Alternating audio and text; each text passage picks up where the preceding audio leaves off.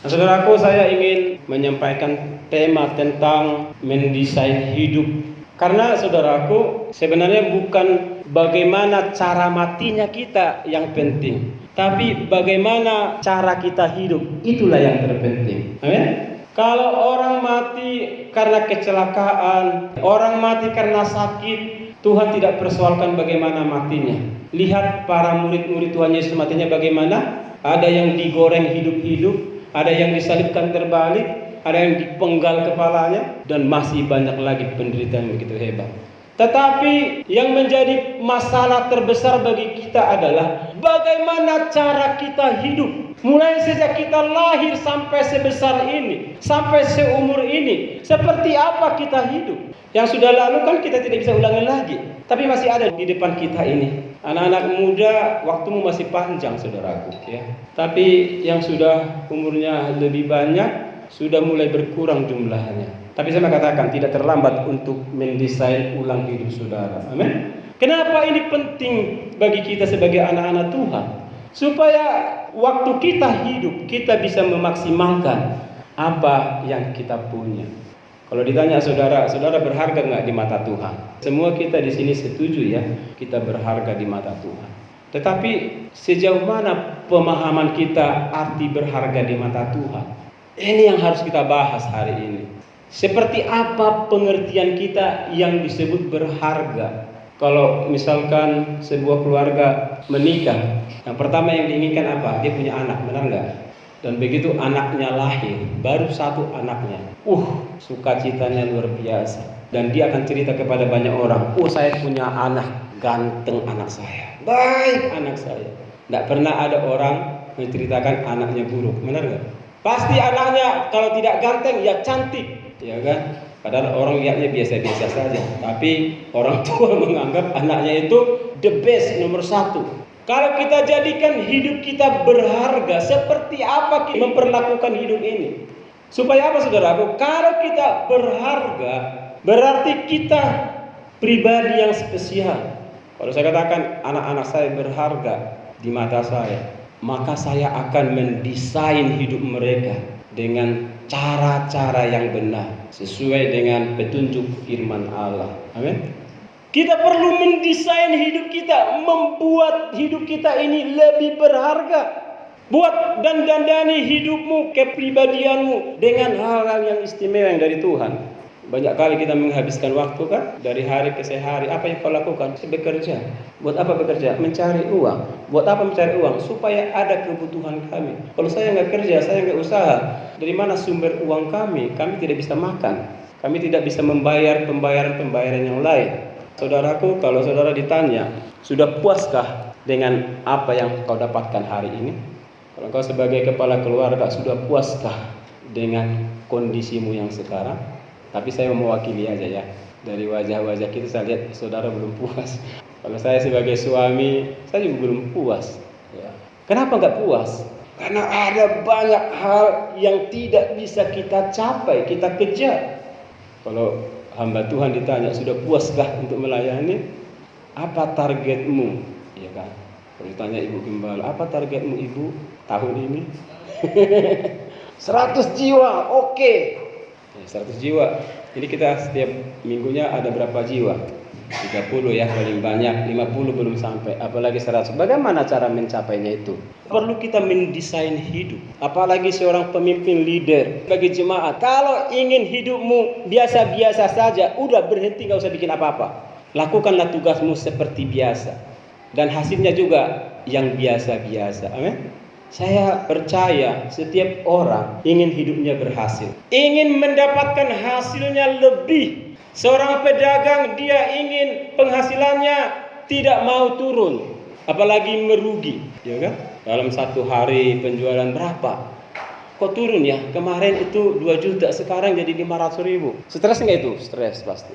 Penghasilan keluarga, pengeluaran begitu banyak, tidak sebanding dengan pemasukan. Nah, bagaimana kita bisa mendesain hidup kita, ya, supaya hidup kita ini maksimal? Mari kita desain ulang. Masih keburu nggak? Masih. Pertanyaannya, saudara mau nggak? Ya, kalau saudara nggak mau, ya saudara yang rugi. Ya. Tapi saya udah tua, Pak Pendeta. Tidak terlambat untuk mendesain ulang hidup saudara. untuk memaksimalkan apa yang saudara punya. Kita buka ayat firman Tuhan 1 Korintus pasal 9 ayat 24 sampai 26. Demikian firman Tuhan, kita baca bersama-sama. Tidak tahukah kamu bahwa dalam gelanggang pertandingan semua peserta turut berlari, tetapi bahwa hanya satu orang saja yang mendapat hadiah? Karena itu larilah begitu rupa sehingga kamu memperolehnya. Tiap-tiap orang yang turut mengambil bagian dalam pertandingan menguasai dirinya dalam segala hal. Mereka berbuat demikian untuk memperoleh suatu mahkota yang fana, tetapi kita untuk memperoleh suatu mahkota yang abadi. Sebab itu aku tidak berlari tanpa tujuan, dan aku bukan petinju yang sembarangan saja memukul. Saudaraku, ini dibuat sebuah perumpamaan, dipercontohkan ya. Seorang olahragawan kalau dia mau bertanding, dia harus berlatih sedemikian rupa. Siapa nama pemain basket yang setiap dia memasukkan dari mana saja posisinya selalu masuk? Kenapa bisa begitu? Kenapa dia hebat? Siapa nama itu? Michael Jordan ya? Masih ingat nggak sih? Dia sekarang udah tua, tapi waktu mudanya dari mana saja posisinya, mau di pojok, mau nungging ke dia, bolanya masuk. Saudara bangga kan? Kagum? Bukan cuma saudara yang kagum, seluruh dunia kagum. Hebat, luar biasa. Tetapi ketika saya mempelajari sejarah hidupnya, bagaimana dia berlatih setiap hari sampai tengah malam berlatih, lempar bola nggak masuk, lempar bola nggak masuk. Berapa ribu kali dia gagal memasukkan bola itu ke dalam keranjangnya, padahal jaraknya juga begitu dekat, gak berhasil. Tapi dia coba lagi, berlatih lagi sampai dia tahu posisinya. Merem aja dia lempar gini, masuk saudara. Kenapa? Sudah terlatih. Itu sebabnya saudaraku, sebagai orang Kristen, mari kita mendandani diri kita. Mengapa kita harus mendesain ulang hidup kita? Kenapa saya kurang berhasil, orang lain berhasil? Saya kekurangan, orang lain kelebihan. Saya miskin, orang lain kaya. Saya bodoh, orang lain pintar. Saya nggak bisa bikin apa-apa, orang lain rasanya enak banget, bahagia banget mereka gitu ya. Inilah alasannya mengapa kita perlu mendesain ulang hidup kita. Kita harus keluar dari zona nyaman. Saya ini penggemar Facebook karena saya selalu menuliskan kata-kata setiap pagi. Kalau saudara ikuti Facebook saya, pasti saudara akan terima ya. Puji Tuhan, selalu ada ide, selalu ada Tuhan taruh di hati dan pikiran saya, dan saya tuangkan dalam sebuah tulisan, dan banyak orang sangat suka. Dan beberapa jemaat di tempat ini juga, dia setia. Mungkin pagi-pagi dia udah tunggu-tunggu apa lagi nih Pak Kim saya mau sampaikan gitu ya. Dan itu menguatkan, memberkati. Kita harus keluar dari zona nyaman. Ada seorang bertanya kepada saya, bukankah yang kita cari zona nyaman aman? Kalau kita sudah ketemu titik zona nyaman, kenapa kita harus keluar? Bukankah seluruh dunia mencari itu? Apa yang dimaksud zona nyaman? Zona nyaman itu tidak sama dengan sukses. Ada orang, udahlah yang penting saya bisa makan, istri saya bisa makan, hari ini cukup, saya berhenti sampai di sini. Atau udahlah, capek-capek mau didik anak, toh juga nanti kalau dia berhasil belum tentu juga ingat kepada saya sebagai orang tuanya. Udahlah, mengalir aja ya kan, biarkan saja. Kalau dia mau baik atau mau sukses, urusan dia lah. Saya nggak perlu ada upaya untuk itu. Jadi zona nyaman adalah satu titik di mana terjadi yang namanya stagnasi, mengalami kebekuan, mengalami suatu ruang yang rasa nyaman padahal sebenarnya tidak nyaman. Kalau saudara punya hutang, masih bisa nyaman nggak? Udahlah, gali lubang, tutup lubang. Udahlah, nggak usah pikirin lah. Udahlah, stres daripada mikirin. Udahlah gitu kan? Bagaimana sikap kita? Apa yang harus kita lakukan? Yang pertama, saudara, keluar dari zona nyaman. Kalau penghasilanmu 2 juta, kebutuhanmu 5 juta, berarti ada minus 3 juta di situ. Masih bisakah engkau menyebut dirimu nyaman? Wah, aku nyaman, puji Tuhan, saya diberkati Tuhan. Tapi minus 3 juta. Orang lain yang menanggung beban itu, saudara bisa katakan itu zona nyaman. Saya mengatakan sedih banget hidup itu. Itu sebabnya yang pertama, kenapa kita perlu mendesain hidup kita, supaya kita pegang kendali untuk menentukan seperti apa hidupmu. Jangan malas, jangan tidur 24 jam. Apa yang harus bisa aku lakukan? Saya ngomong ini bukan cuma ngomong kepada saudara, saya lagi ngomong kepada diri saya juga. Saya susah cari uang belakangan ini. Kalau dulu tinggal saya telepon klien, gimana bos? Udah lama ini. Oh ya Pak, sebentar saya siapkan materinya, langsung cetak. Sekarang udah nggak ada itu, saudara. Dan saya merasa nyaman, ya kan? Saya bilang saya harus keluar dari zona nyaman ini. Ini nggak benar, ya. Saya harus berupaya, saya harus berusaha. Ada aja cara Tuhan mempertemukan orang-orang. Harusnya minggu ini sudah dikirim sampel. Dia bilang kalau sudah siap saya kabarin Bapak. Yang kedua, kenapa kita perlu mendesain hidup kita supaya hidup kita mengalami kesuksesan, berhasil. Banyak kegagalan yang kita rasakan. Saya juga merasakan seperti itu. Kenapa engkau tidak berhasil? Karena engkau tidak mendesain bisnismu dengan baik. Engkau tidak mengikuti perkembangan, engkau tidak menggali potensimu, engkau hanya banyak teori dan tidak banyak praktek. Kenapa kita gagal dalam bisnis pun dalam usaha? Karena kita tidak mau belajar. Belajar dari orang yang berhasil.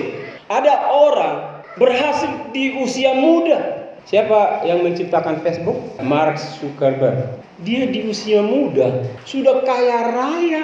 Bagi anak-anak muda, mau nggak kaya raya? Mau. Kalau mau desain hidupmu, cross check mulai dari awal, dari nol memulainya. Hidupilah tingkah laku orang-orang sukses. Adik saya Maruli pernah saya bincang-bincang sama dia. Tahu nggak Bang? Apa bedanya orang sukses dengan orang yang tidak? Yang saya tahu mereka punya banyak uang, kami tidak. Dia punya modal yang besar, kami tidak punya modal. Kan itu pikiran saya. Tapi dibilang apa? Orang yang sukses itu juga dimulai dari orang yang tidak punya apa-apa. Kenapa dia sukses? Karena dia belajar untuk naik tangga, terus naik tangga. Dan ketika dia sudah berhasil di puncak, dia sudah duduk, dia nggak santai. Minimal dalam 1-2 hari dia harus menyelesaikan membaca buku 1 buku. Nutrisi pengetahuannya dia, nutrisi keahliannya dia berasal dari sumber apa yang dibaca itu. Orang tidak akan bertambah pengetahuannya, knowledge-nya tidak akan nambah kalau tidak pernah membaca, belajar. Percaya deh. Walaupun kita ini hanya lulusan SMA atau tidak lulus SMA pun, kalau saudara bisa rajin baca buku, saudara akan di-fresh itu otak, dibikin segar. Kita bisa mengikuti perkembangan. Pernah nggak berbicara sama seseorang, kayak dia jago dia ngomong gitu kan? Oh, tentang politik, begini. Kayaknya apa yang dibilang benar juga ya. Kok pinter banget nih orang. Coba cek, pasti dia sering baca. Orang yang rajin membaca, ada banyak pengetahuan. Nutrisi keilmuan akan masuk dalam otak. Sekalipun saudara sekolah teologi, ambil S1, S2, S3, kalau jarang baca, mentok juga itu otak. Benar. Gak bisa bikin apa-apa. Kemarin istri saya bikin donat. Saya pikir bagaimana lah hasilnya. Istri saya ini bikin donat. Urusan masak-memasak saya masih ahlinya. Tapi karena istri saya berguru dari tutorial di YouTube bagaimana cara membuat donat, waktu sudah dimasak gitu kan, saya makan gitu, lembut. Saya bilang ini hebat juga istri saya. Kenapa dia jadi hebat? Karena dia mau belajar. Kita bisa hebat saudaraku kalau saudara mau belajar. Handphone kita kan sudah punya YouTube. Setiap hari yang saudara lihat apa? Buka-buka YouTube orang kan? Saudara bisa kata-kata karena di situ ada lawaknya juga. Kadang-kadang saudara menangis karena sedih, ada ceritanya sedih di situ, ya kan? Ya, dulu kalau nonton drama di televisi itu kan, sekarang saudara sudah punya sendiri, ya. Di kamar mulai pagi sampai sore saudara megang gini kan? Apa yang Anda pelajari? Padahal kalau dulu kan gudang ilmu adalah buku ya. Buku adalah jendela dunia. Sekarang internet adalah gudang segala-galanya. Bahkan lewat internet saja orang gak usah bekerja, hanya mengerjakan konten-konten bisa menghasilkan uang. Ada teman saya di Kalimantan, dia dulu seorang yang mengerjakan rekaman lagu-lagu Dayak. Saya yang produksi ke pabrik dan saya lempar ke sana. Sekarang udah gak ada lagi. Jadi lagu-lagu yang pernah dia buat itu dimasukin ke YouTube, jadi YouTuber. Dan saya sudah punya penghasilan setiap bulan. Saya gak nyangka bisa punya duit. Setiap bulan dapat minimal 5 juta. Awal-awalnya itu. Dan dia berhasil. Kenapa? Karena dia mau belajar. 2 tahun yang lalu saya sudah daftarkan channel saya. Tapi karena nggak ngerti, nggak ada kontennya, saya anggap ngapain gitu kan. Ya, saya baru mulai 1-2 bulan ini. Kenapa kita perlu mendesain ulang hidup kita? Karena kita ini banyak gagal. Kurang berhasil dalam hidup, kurang sukses.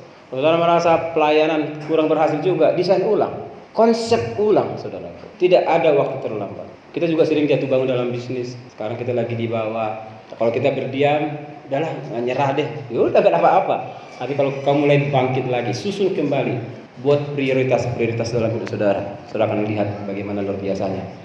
Ya, susah menguasai emosi dalam dunia bisnis. Emosi kita sangat menentukan keberhasilan. Karena zaman sekarang ini yang dibangun adalah jaringan, benar nggak? Banyak temanmu, banyaklah berkatmu. Sedikit temanmu, sedikitlah berkatmu.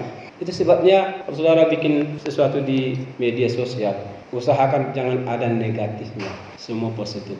Waktu kami ada grup pemula YouTuber gitu ya, mereka bilang begini, kalau Bapak komentar yang positif terhadap konten itu. Supaya apa? Supaya membantu teman kita ini. Nanti juga begitu kita ada konten baru, orang akan komen dengan positif. Jadi timbal balik. Karena komentar yang positif itulah yang akan membuat dia mulai naik ya. Nah, bagaimana cara mendesain hidup kita? Ini yang kita tunggu-tunggukan. Kenapa kita perlu mendesain hidup kita? Karena kita perlu berubah, mendapatkan hidup kita lebih baik, tidak melulu di dalam kesusahan terus, dan kita akan masuk. Bagaimana cara kita mendesain ulang hidup kita? Cara yang pertama adalah membuat sebuah target. Apa target kita? Saya akan buat istilah target itu adalah kelimpahan. Saudara mau hidup dalam kelimpahan? Cuma ibu Nyonya Nenggolan yang lainnya nggak mau. Saudara mau hidup dalam kelimpahan? Kayak ragu-ragu gitu, benar gak sih? Benaran ini. Saudara akan bisa hidup kelimpahan dengan cara Tuhan. Ada caranya, saudaraku. Saya tanya sekali lagi. Saudara mau berkelimpahan? Agak mendingan, tapi nggak semua. Setuju dulu semuanya. Saudara mau hidup dalam kelimpahan? Waduh, puji Tuhan. Maranatha akan diberkati Tuhan. Nah, apa yang disebut dengan kelimpahan? Saya sebutkan ini ada 4K, 4 kaya. Jadi orang kaya lah yang berkelimpahan. Kalau nggak kaya, mana bisa berkelimpahan? Ya kan? Mau nggak? Saya tanya sekali lagi, mau? Baik. Yang pertama adalah kita harus kaya dengan hati. Ibrani pasal 11 ayat 24 sampai 26. Demikian firman Tuhan. Saya akan bacakan bagi kita. Karena iman, maka Musa setelah dewasa menolak disebut anak putri Firaun. Karena ia lebih suka menderita sengsara dengan umat Allah daripada untuk sementara menikmati kesenangan dari dosa.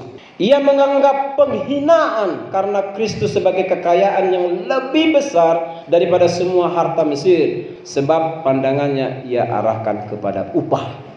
Yang pertama, kalau engkau hidup dalam berkelimpahan di dalam Tuhan, maka engkau harus memiliki yang namanya kaya akan hati nurani. Kita akan belajar dari Musa. Saudara tahu Musa telah diangkat menjadi anak Firaun. Dan dia diangkat menjadi anak kurang hebat apa? Dia pasti banyak duit enggak? Banyak. Waktu kecil dididik, didatangkan guru yang ahli mengajar. Makanya Musa itu jadi pintar. Kenapa? Karena diajar sejak kecil. Ilmu alam, ilmu bumi, segala banyak ilmu telah diajar sama dia. Dan dia tahu itu. Tetapi ternyata Musa seorang tidak silau matanya lihat harta dunia. Tapi dia memiliki kaya akan hati nurani. Dia lebih suka bersama dengan orang-orang Israel yang lagi kesusahan daripada dia harus tinggal di istana makan makanan raja, saudara. Kalau kita mau hidup di dalam kelimpahan, milikilah kaya akan hati nurani. Amin. Ada kepedulian, mau menolong orang. Kemarin ada salah satu anak curhat di Facebook saya, umur 16 tahun. Saya bilang nih, saya umur anak saya Stephen gitu ya. Pak Pendeta, boleh saya ngomong? Ini siapa? Saya cek datanya. Oh, masih anak remaja. Boleh, silahkan, saya bilang. Dia bilang, kenapa Tuhan tidak mau dengar doa saya? Gimana jawabnya? Pak Pendeta, tolong bantu saya jawab. Kenapa saya berdoa tidak dijawab Tuhan? Sulit juga jawab ini, gak gampang. Akhirnya saya coba tanya, emang kenapa? Apa doamu yang tidak dijawab? Terus dia bilang, saya sering dimarahin tante saya. Dia masih SMP, dia umurnya sudah 16 tapi 2 atau 3 kali dia tidak masuk sekolah. Papa mamanya sudah meninggal dan dia hidup diasuh sama tantenya. Dan dia bilang, saya benci sama tante saya. Saudaranya juga yang masih kecil, adiknya. Jadi yang adiknya disayang, dia rasanya dibenci, dimarahin terus. Padahal karena dia salah. Saya punya kesempatan mengajarkan kebenaran. Saya bilang, kamu ke gereja? Saya rajin ke gereja. Saya mulai menyampaikan bagaimana sikap seorang pemuda. Saya bilang, Tuhan sudah mengirimkan tantemu untuk melindungimu. Papa mamamu sudah tidak bisa diharapkan karena sudah dipanggil Tuhan. Kamu harus menghormati dia. Kamu harus sayang. Kalau apa yang dikatakan tantemu, turuti. Karena itu sekarang orang tuamu. Saya mulai masuk dari situ dulu kan. Terakhir dia bilang, terima kasih om.